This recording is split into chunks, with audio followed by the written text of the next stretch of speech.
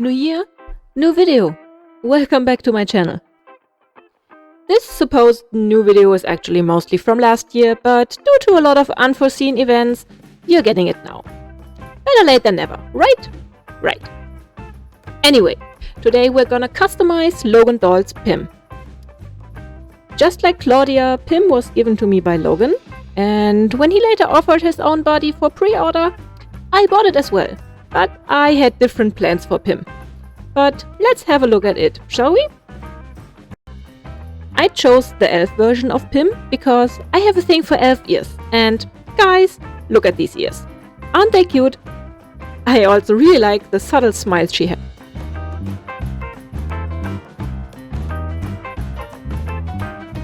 The body itself is pretty sturdy. It's about 38 centimeters tall, but apart from that, it doesn't really fall in the slim MSD size. She has a 3-part torso, double joints in the arms and knees,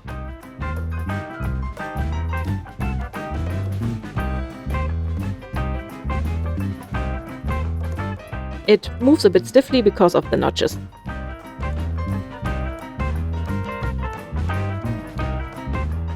The feet and hand are magnetic, so clothing is really easy.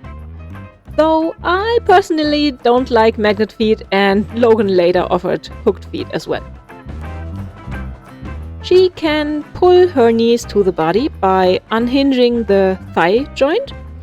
I know a lot of people love this feature. I never use it because most of my dolls wear pants, so yeah.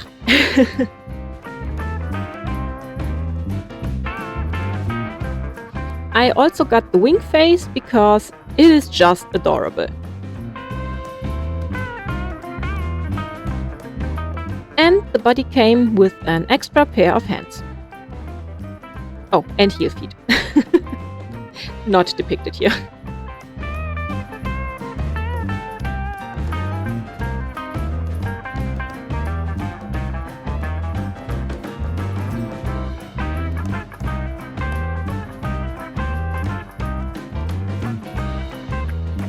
Just like Claudia, Pim comes with a faceplate mechanism, which makes changing expressions quite easy. Well, in theory. The magnets are pretty strong, which is good because she won't just lose her face mid-photo shooting, but, well, you can see me struggle. Inside you have the name written, and you have some holes where you can put magnets if needed. The back of the head attaches with a hook, and inside there is a feather sculpted, which is pretty cute.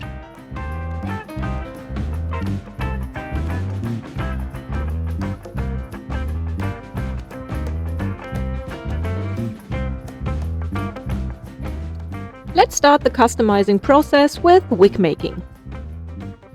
I wrapped the head in cling film and some nylon stocking and made sure to wrap it really tightly around the ears to get a fitted wig.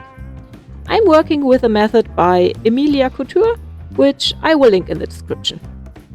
The short version, spread the hot glue very thinly on the nylon until the whole head is covered. Make sure to get really thinly, or else it will get too stiff. I use a precision nozzle for smoothing it out, but Emilia shows in her videos how to do it with a normal nozzle as well. This is obviously very sped up, but with this method, making a wig cap only takes a few minutes and gives a flexible yet stable cap in the end.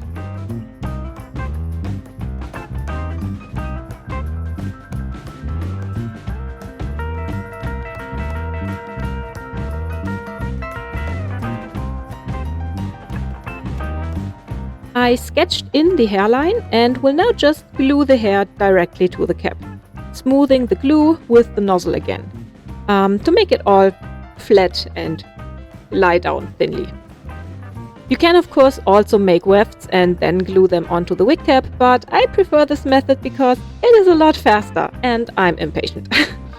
The added hot glue also will give more stability to the wig cap.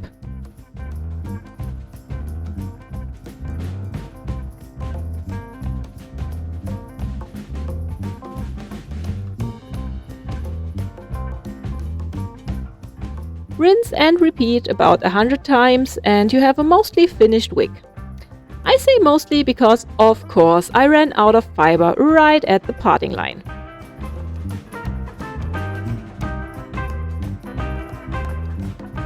We ignore the missing footage and jump right into the face-up, okay? Okay. When Logan said I could have a head, I didn't really have a character in mind for her. But while waiting on her, I decided to make her into one of my oldest OCs, my dragon demon fighter badass Rika. She's been with me for 20 years and I felt like she could need some reimagining. So this was the perfect opportunity. She has white hair because back then I was obsessed with white-haired characters. But I obviously didn't think of future me having to do a face-up for her.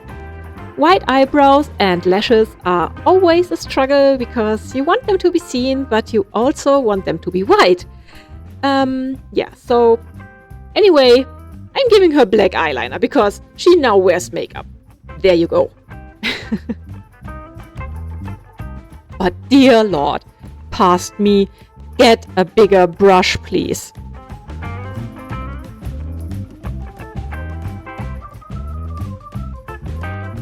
I drew some lower lashes in light gray, and I wish I could show you, but yeah, I don't know what I did here, but I sure as hell didn't try to keep the head on camera. Well, where were we? I applied some more gray pastel dust to give a bit more of a foundation to draw the white lashes on top. In the end, it would look like shadow under the lashes and make them stand out a bit more. Or so I hoped. Did I succeed? Well, you'll be the judges for that. But hey, this time I stayed in focus. Not that you can see that much anyway, because this camera angle is really not ideal, but sadly it's the best I can do. Seriously, sometimes I wonder how the actual YouTubers do it. When I record from above, I always get my head in the way because I work with like my face 20 centimeters away from the doll.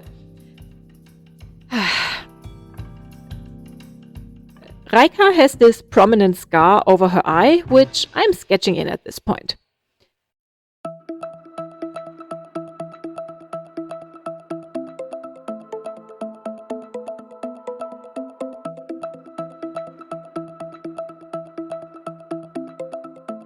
And then I do the same with the eyebrows as I did with the lashes. I did a foundation with pastel dust, then drew in some hair with light gray and then went over it with white.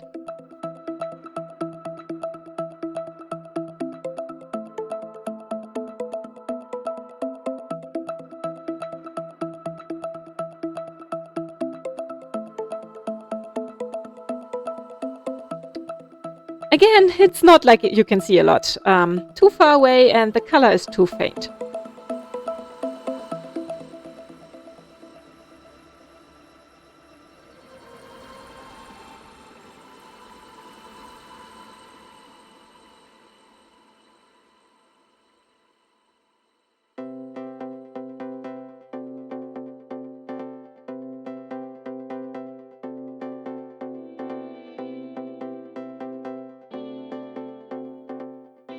For the lips, I painted in some lip lines and then enhanced her smile a bit.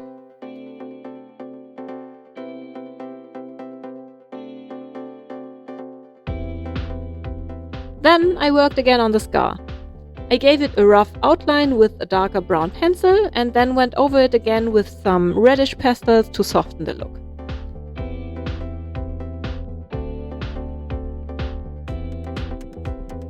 I don't know where the footage went, but afterwards I give a bit of an outline with white pencil to give the illusion of a raised edge. Like always, I added some blue blush and white pencil in the corner of the eyes.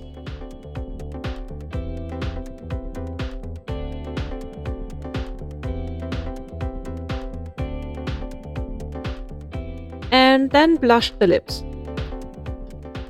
I went with mostly my blush color and some darker red for shadows to keep it a more natural, no makeup look.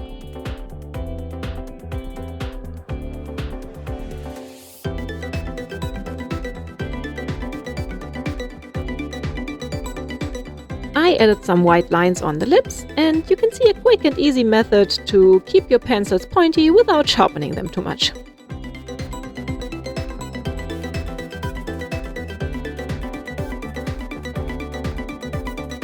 I added some darker blush around the eyebrows for some contouring, and then of course blush on the cheeks and nose and ears.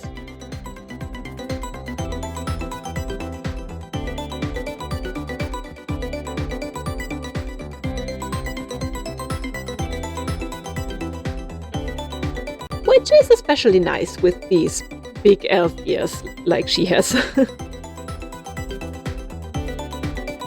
You know the drill by now. Gloss goes on the lips to make them shiny and into the eyes to make them watery or something like that. Again, don't know where the footage of that went, but yeah, well. And now my least favorite part of the face up, gluing in the eyelashes. I do it by spreading some glue onto the eyelids, and while it starts drying a bit, I curl the lashes around my tweezers. Something I very much fail to show on camera right now, so yay! When the glue starts turning transparent, I position the lashes and just press them in with a toothpick.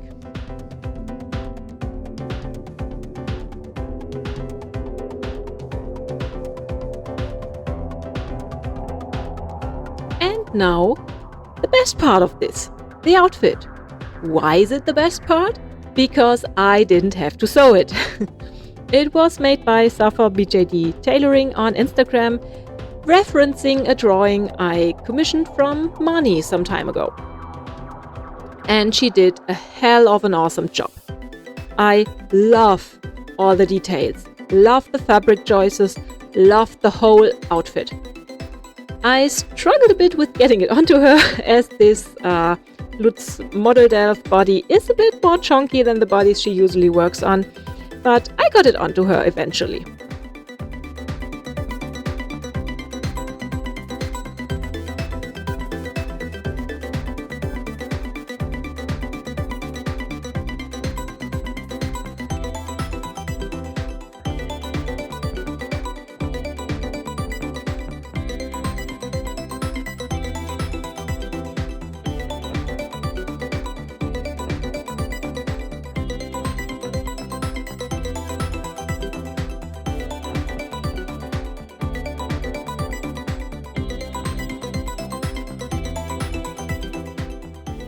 Look at me struggling to get that tiny ribbon tied with my damn thick fingers. Tweezers it is.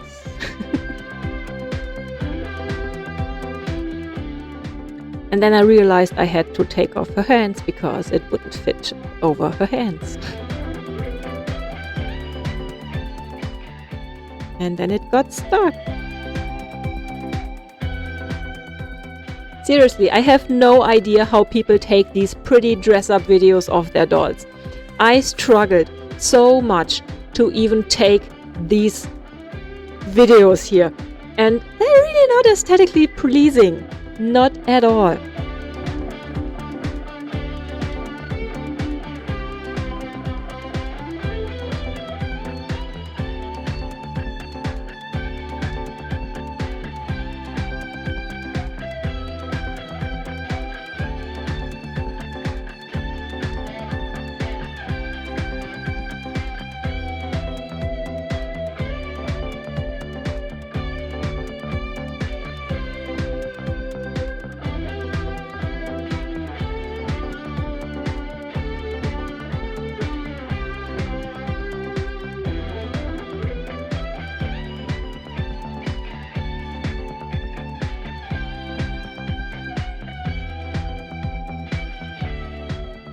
I feel like I could have sped up this whole part a little bit more. But to be honest, this video is already 3 months later than I anticipated. I mean, it's more than that, but I wanted to upload it in January officially. And yeah, now it's March, but whatever, right? So I didn't want to go back and edit it once again because it's already been so long. I just want it to be done.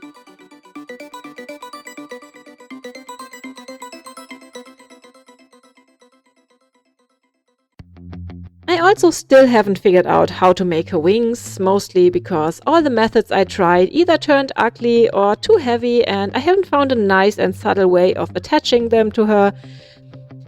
I should just give her a minifee body, then the outfit would fit better, and I could use my nice demon wings on her, but then she would be smaller than her boyfriend, and I can't have that. She has to be taller than him because it drives him crazy. So for now, she will have to go wingless, okay?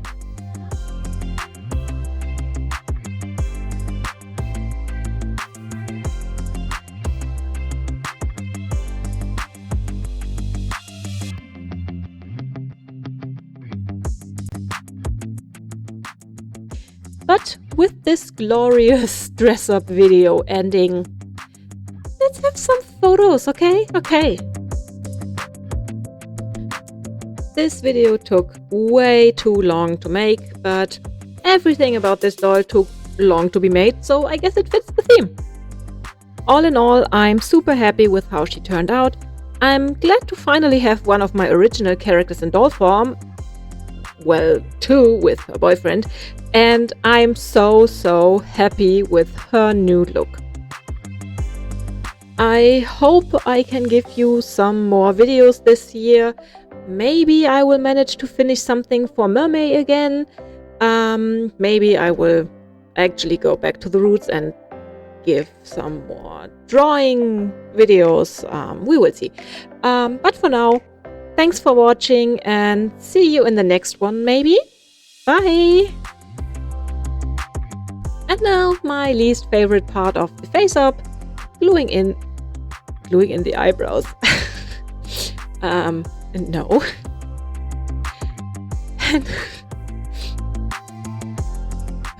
It's not that funny. I haven't found a nice and subtle way of attaching her to her.